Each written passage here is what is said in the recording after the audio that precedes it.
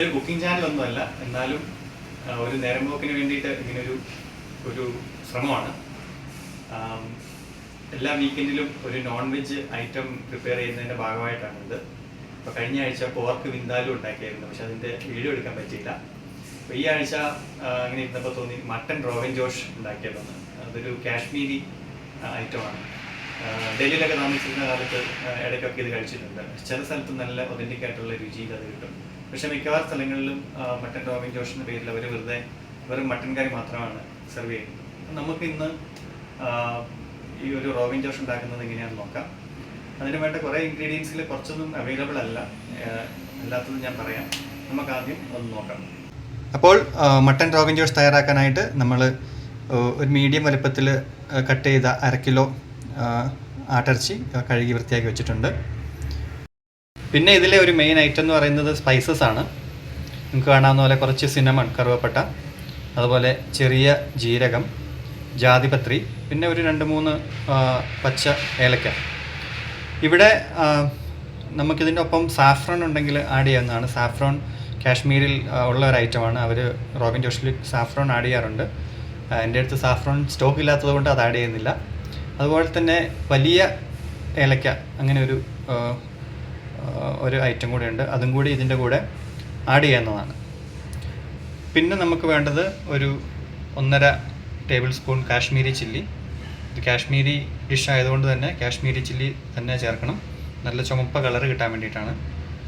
വേറെ പൊടിയൊന്നും ചേർക്കേണ്ട ആവശ്യമില്ല. പിന്നെ ഇവിടെയുള്ളത് 1 വലിയ ജീരകം, സോൺഫ് എന്ന് പറയുന്ന ജീരകം പൊടിച്ച് വെച്ചിട്ടുണ്ട്. അതുപോലെ ജിഞ്ചർ പൗഡർ, ഡ്രൈ ജിഞ്ചറിൻ്റെ നമ്മൾ ചുക്കെന്ന് പറയുന്ന അതും പൗഡറാക്കി വെച്ചിട്ടുണ്ട്. ഇനി നമ്മൾ ഇത് ഉപയോഗിച്ച് എങ്ങനെയാണ് റോഗൻ ജോഷ് തയ്യാറാക്കുന്നത് എന്ന് നോക്കാം. ആദ്യമായിട്ട് നമുക്ക് ഈ 4 സ്പൈസസ് ഒന്ന് പൊടിച്ച് ഒരു പൗഡറാക്കി എടുക്കാം. നമ്മൾ സ്പൈസസ് എല്ലാം മിക്സിയിലിട്ട് നന്നായി പൊടിച്ച് ഒരു പൗഡർ രൂപത്തിൽ ആക്കി വെച്ചിട്ടുണ്ട്. അപ്പോൾ നമ്മൾ കുറച്ച് നെയ്യ് ഇതിനകത്തേക്ക് ഒരു പാനിലേക്ക് ആഡ് ചെയ്തിട്ടുണ്ട്. നിങ്ങൾക്ക് ബട്ടർ വേണമെങ്കിൽ ഉപയോഗിക്കാം, അല്ലെങ്കിൽ കടുകെണ്ണ ഉപയോഗിക്കുന്നവരുണ്ട്, അല്ലെങ്കിൽ ഫ്ലേവർ ഇല്ലാത്ത ഓയിലുകളൊക്കെ ഉപയോഗിക്കാം ഇതിന് വേണ്ടിയിട്ട്. അപ്പോൾ ഈ നെയ്യിലോ ബട്ടറിലൊക്കെ ചെയ്യുമ്പോൾ ഒരു പ്രത്യേക ഫ്ലേവർ കിട്ടും. ഇനി നിങ്ങൾക്ക് വലിയ ഏലക്ക, ബഡി ഏലാച്ചി എന്ന് ഹിന്ദിക്കാർ പറയുന്ന ആ സംഭവം ഉണ്ടെങ്കിൽ അതേ സമയത്ത് ഈ നെയ്യിലിട്ട് ഒന്ന് റോസ്റ്റ് ചെയ്തെടുക്കാവുന്നതാണ്. അതില്ലാത്തതുകൊണ്ട് ഞാൻ ഇപ്പോൾ കഴുകി തയ്യാറാക്കി വെച്ചിരിക്കുന്ന മീറ്റ് ഇതിലേക്ക് ഇട്ട് കൊടുക്കുകയാണ്.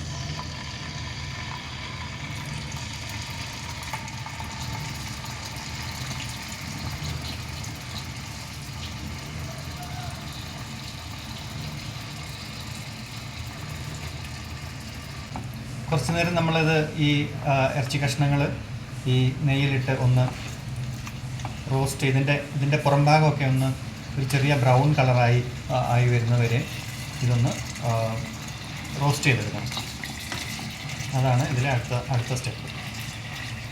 നമ്മൾ നേരത്തെ എടുത്തു വെച്ച കാശ്മീരി ചില്ലി, അതുപോലെ ജിഞ്ചർ പൗഡർ, അതുപോലെ വലിയ ജീരകം, ഫെന്നൽ സീഡ്, ഇതിൻ്റെ പൗഡറെല്ലാം കൂടി നമ്മളൊരു ബൗളിൽ അല്പം വെള്ളം ഒഴിച്ച് അതൊന്ന് മിക്സ് ചെയ്തെടുക്കണം. ഇത് കറിയിലേക്ക് ഒഴിക്കാൻ വേണ്ടിയിട്ടാണ്. മീറ്റ് പറഞ്ഞ പോലെ ഒരു ബ്രൗൺ കളറായിട്ടുണ്ട്. നിങ്ങൾ കുക്കറിൽ തന്നെ വെച്ച് സ്ലോ കുക്കിംഗ് ആണ് ചെയ്യുന്നതെങ്കിൽ ഈ സമയത്ത് ഇതിലേക്ക് നമ്മൾ നേരത്തെ തയ്യാറാക്കിയ വെള്ളത്തിൽ എടുത്ത പേസ്റ്റ്, കാശ്മീരി ചില്ലി മറ്റ് സ്പൈസസിൻ്റെയും പേസ്റ്റ് ഇതിലേക്ക് ഒഴിച്ച് അതുപോലെ സാഫ്രോൺ ഉണ്ടെങ്കിൽ അതും ആ സമയത്ത് ആഡ് ചെയ്ത് ഒരു 3/4 മണിക്കൂറോളം സ്ലോ കുക്കിങ് മൂടി വെച്ച് 3/4 മണിക്കൂറോളം കുക്ക് ചെയ്യണം. അപ്പോൾ അതിന് പകരമായിട്ട് നമുക്കത്രയും സമയമില്ലാത്തതുകൊണ്ട് അല്ലെങ്കിൽ പകരമായിട്ട് നമുക്ക് ഇതിനെ ഒരു കുക്കറിലിട്ടിട്ട് ഒരു 3-4 വിസിലടിച്ച് വീണ്ടും നമുക്ക് ഇതിലേക്ക് ട്രാൻസ്ഫർ ചെയ്തിട്ട് കുക്കിംഗ് കംപ്ലീറ്റ് ചെയ്യാം. നമുക്ക് ഇത് ഒരു കുക്കറിലേക്ക് മാറ്റാം.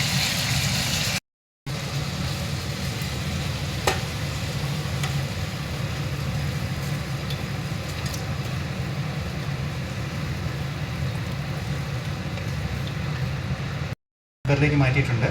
എന്നിട്ട് അതിലേക്ക് ഈ നേരത്തെ തയ്യാറാക്കി വെച്ച പേസ്റ്റ് ചേർക്കുക. സമയത്ത് ചേർത്ത് കൊടുക്കുക. പിന്നെ നമുക്ക് കറി തയ്യാറായി കഴിഞ്ഞ് വേണമെങ്കിൽ ആവശ്യം പോലെ ചേർക്കാവുന്നതാണ്. ഒന്ന് നന്നായി ഇളക്കി യോജിപ്പിക്കുക. 2-3 വിസിലടിക്കുന്നവരെ വെയിറ്റ് ചെയ്യാം. നേരത്തെ പറഞ്ഞതുപോലെ നിങ്ങൾ സ്ലോ കുക്കിംഗ് ഇഷ്ടപ്പെടുന്നവരാണെങ്കിൽ നിങ്ങൾ അത് ആ ചട്ടിയിൽ തന്നെ ഒരു 3/4 മണിക്കൂറോളം സ്ലോ കുക്കിംഗ് ചെയ്യേണ്ടതാണ്. ഈ സമയത്ത് നമ്മൾ കുക്കറിലാണ് ചെയ്യുന്നത്. വെച്ച മീറ്റ് ഒരു 2-3 വിസിലൊക്കെ അടിച്ച് ഏകദേശം ഒരു 1/2-3 ഇപ്പോൾ കുക്കായി വന്നിട്ടുണ്ട്. അതിനെ നമ്മൾ വീണ്ടും ഈ ചട്ടിയിലേക്ക് മാറ്റുകയാണ്.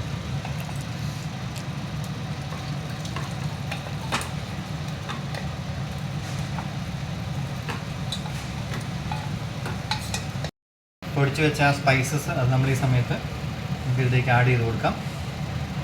അതുപോലെ ഉപ്പ് ആവശ്യത്തിനില്ലെങ്കിൽ അത് ഈ സമയത്ത് ആഡ് ചെയ്ത് കൊടുക്കാം. നമ്മൾ നേരത്തെ ഇതിനകത്ത് അത്യാവശ്യത്തിന് വെള്ളം ചേർത്തിരുന്നു.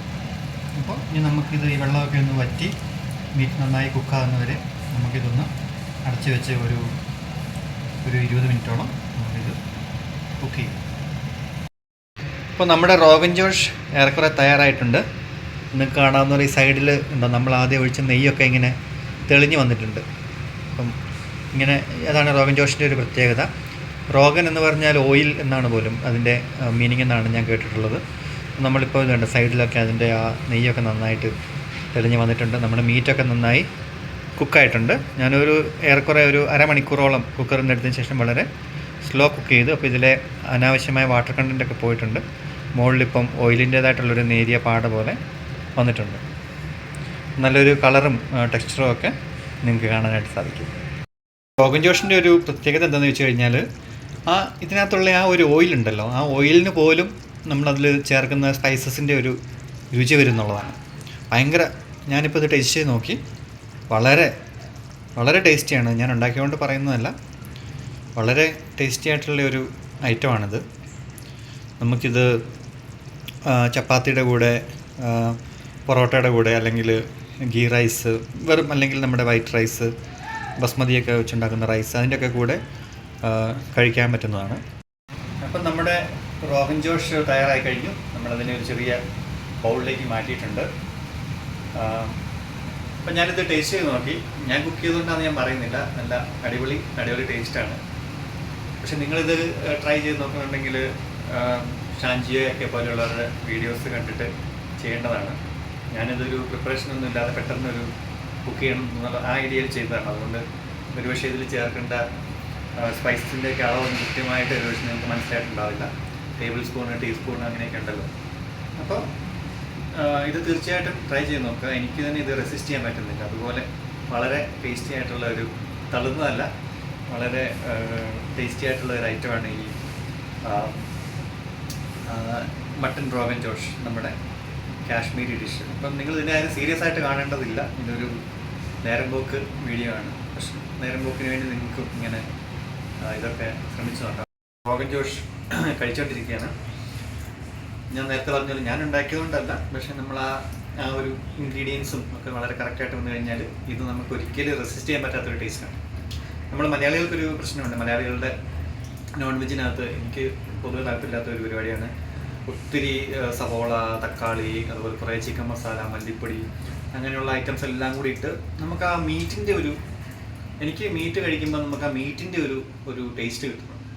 പക്ഷെ പലപ്പോഴും നമ്മൾ മലയാളികളുടെ കുക്കിങ്ങിൽ ആ മീറ്റിൻ്റെ ടേസ്റ്റ്, ജെന്യുവൻ ടേസ്റ്റ് നമുക്ക് ഒരിക്കലും കിട്ടാറില്ല. പക്ഷെ ഇതിനകത്ത് പൗഡറായിട്ട് ആകെ ചെയ്തേക്കുന്നത് കാശ്മീരി ചില്ലിയാണ്, ബാക്കിയെല്ലാം സ്പൈസസാണ്. അതുകൊണ്ട് തന്നെ വളരെ ടേസ്റ്റിയാണ് ഇത്. വളരെ, ഞാൻ പോലും ഇത് ഇത്രയും ടേസ്റ്റി ആവും. പ്രത്യേകിച്ച് നിങ്ങൾ മീറ്റിൻ്റെയൊക്കെ ആ ഒരു ഫ്ലേവർ, ആ ടേസ്റ്റ് കിട്ടാൻ ആഗ്രഹിക്കുന്നവരാണെങ്കിൽ, അല്ലെങ്കിൽ മസാലയുടെ അല്ല, മീറ്റിൻ്റെ ടേസ്റ്റ് മുന്നിട്ട് നിൽക്കുന്നത്, അതാണ് ഇതിൻ്റെ ഒരു പ്രത്യേകത. അപ്പോൾ എല്ലാവരും ട്രൈ ചെയ്ത് നോക്കുക. Thank you so much.